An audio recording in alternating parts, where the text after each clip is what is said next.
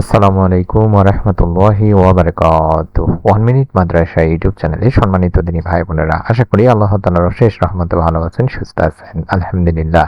আজ হচ্ছে শনিবার, আজ হচ্ছে ঈদের দিন। আজকে ঈদের দিনে রাতে যখনই সময় পাবেন চেষ্টা করবেন 2 রাকাত নামাজ আদায় করার। এই নামাজ আপনার জীবনের সব গুনাহকে ইনশাআল্লাহ মাফ করে দেবেন। তাই অনুরোধ করছি অবশ্যই কাজে লাগাবেন।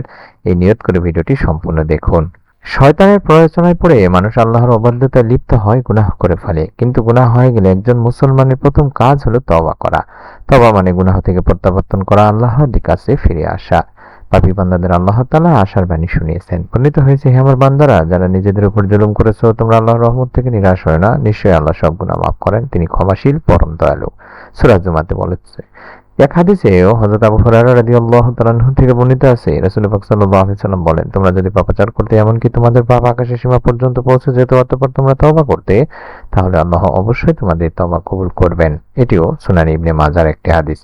উম্মুল মুমিনিন মা আয়েশা রাদিয়াল্লাহু তাআলা আনহা বলেন, রাসূল পাক সাল্লাল্লাহু আলাইহি সাল্লাম বলেছেন, মুসলিম ব্যক্তির উপর যেসব বিপদ আপদ আসে, এর মাধ্যমে আল্লাহ তাআলা তার পাপ দূর করে দেন। এমনকি যে কাঁটা তার শরীরে বিদ্ধ হয় সেটার দ্বারাও।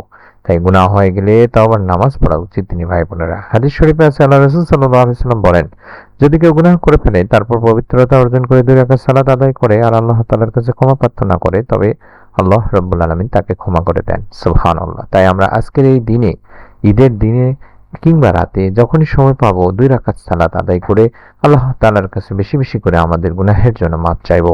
রব্বি ইন্নী যালামতু নাফসি ফাগফিরলি,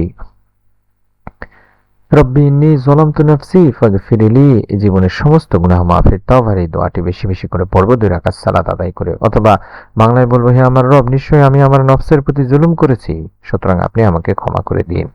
এটি সূরা আল কাসাসে রয়েছে দিনী ভাই বোনেরা। আশা করছি আপনারা আমলটি আজ করবেন, নিজে করবেন, আপনার নিকট আত্মীয় স্বজনকেও বলবেন এবং অবশ্যই নতুন ভিডিও পাওয়ার জন্য চ্যানেলটির সাথে থাকবেন। সকলে ভালো থাকুন, সুস্থ থাকুন। আসসালামু আলাইকুম ওয়া রাহমাতুল্লাহ।